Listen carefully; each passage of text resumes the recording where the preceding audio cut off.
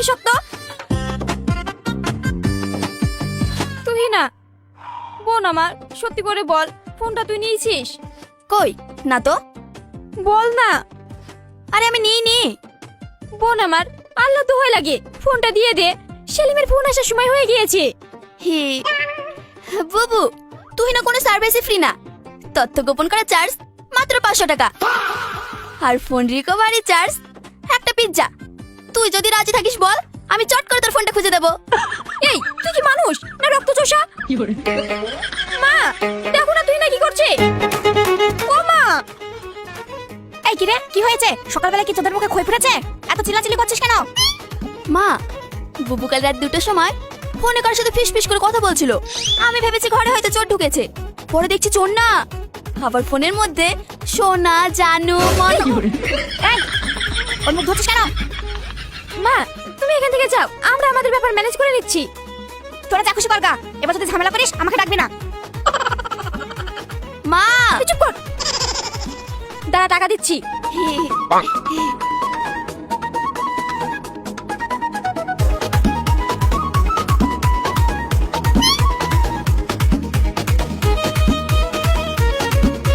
এনে টাকা দে, ফোন দে দে। কিরে, কিসের টাকা দেওয়া নেওয়া হচ্ছে?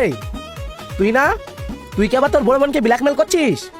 না আব্বু, আমি বুবুর ফোনে সিকিউরিটি গার্ড হিসেবে কাজ করছি, নো প্রবলেম। এই নে। তোকে আমি দেখে নেব।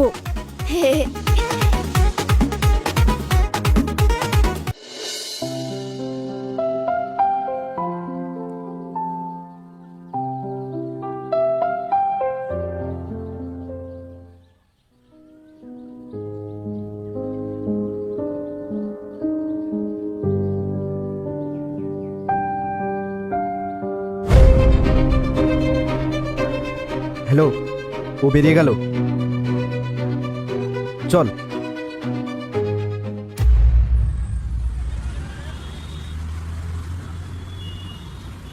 ও হাসি,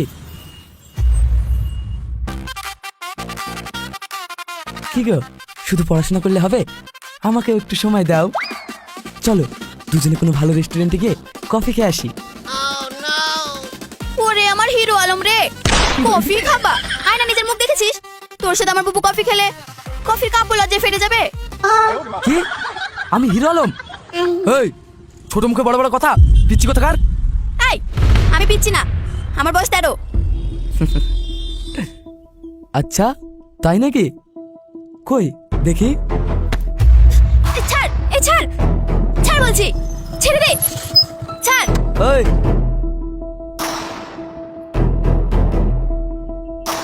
বুবু, তোর হিরো তো ঠিক টাইমে এন্ট্রি নিল। এবার বুঝবে মজা।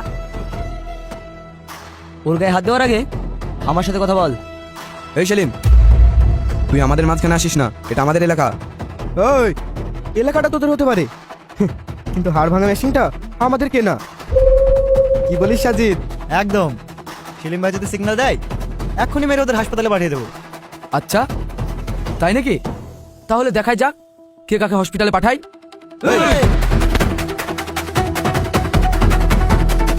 ছোটন, আব্বু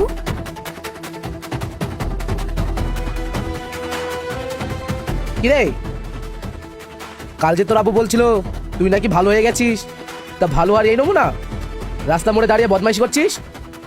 চাচা আমরা তো মজা করছিলাম। আচ্ছা তাই নাকি? মজা করছিলি? কোনটা মজা আর কোনটা বদমাইশি আমি বুঝি না। না শোন, 1 2 3 বলার আগেই তোদের ছায়া যদি এখানে দেখি, এই ছাতা দিয়ে মেরে তোদের পিঠে ছাল তুলে দেবো। যা।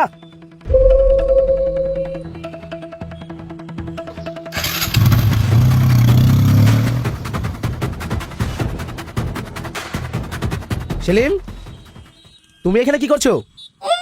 না আঙ্কেল, তেমন কিছু না, আমরা তো হাসিয়ে সাহায্য করছিলাম। ঠিক আছে, আর সাহায্য করতে হবে না, ওদের বাপ চলে এসেছে, তোমরা এখন যাও। আচ্ছা ঠিক আছে, চল।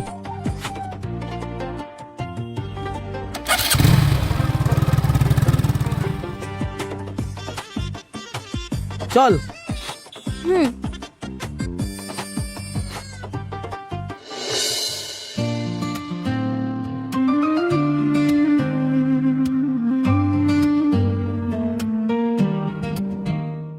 ছোটন,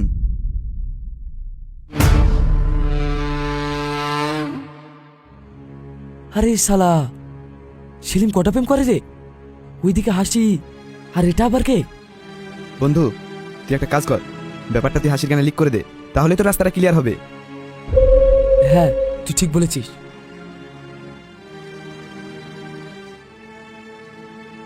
হ্যালো,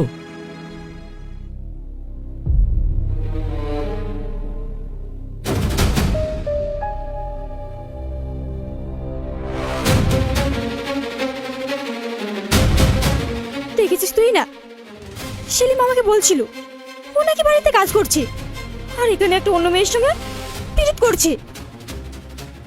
মেয়েটা তো দেখতে হেব্বি সুন্দর, কিন্তু সেলিম ভাইয়ের চয়েস তো খারাপ হতে পারে না। চল ঝাঁপিয়ে পড়ি।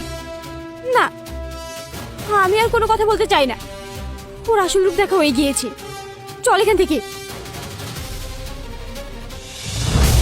হাসি, হাসি দাঁড়াও। সামনে থেকে সরে যাও, তুমি কোনো কথা বলবে না। তুমি ভুল বোঝো না, ওটা আমার। থাক, আর সাফাই দিতে হবে না, যা বুঝার আমি বুঝে গেছি। চল। হাসি, তুই না তোমার বোনকে একটু বোঝাও না। আমি ছোট মানুষ, আমি আবার কি বলবো, কিন্তু বুবু যেটা করছে আমি হলে সেটাই করতাম। চল।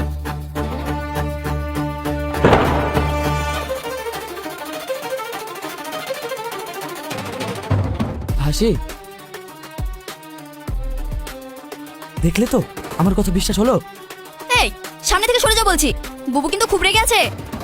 তুমি কোনো চিন্তা করো না, আমি ওর রাগ ভাঙিয়ে দেবো। শোনো, আমি খারাপ হতে পারি, কিন্তু সেলিমের মতো বেইমান না। এত সুন্দর একটা প্রেমিকা থাকতে ও অন্য একটা মেয়ের হাত ধরে ঘুরে বেড়াচ্ছে, ছি। হাসি, তুমি আমাকে একবার ভালোবেসে দেখো, আমি তোমাকে মাথায় তুলে রাখবো।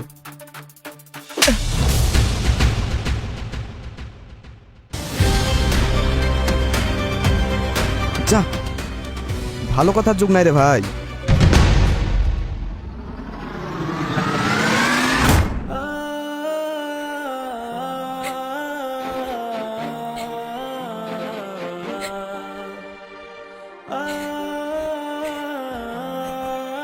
বুবু,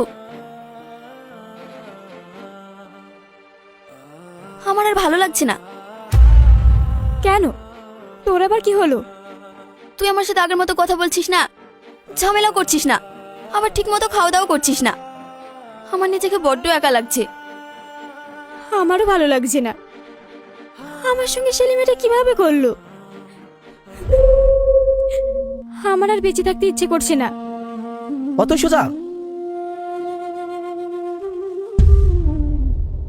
আব্বু, হ্যাঁ,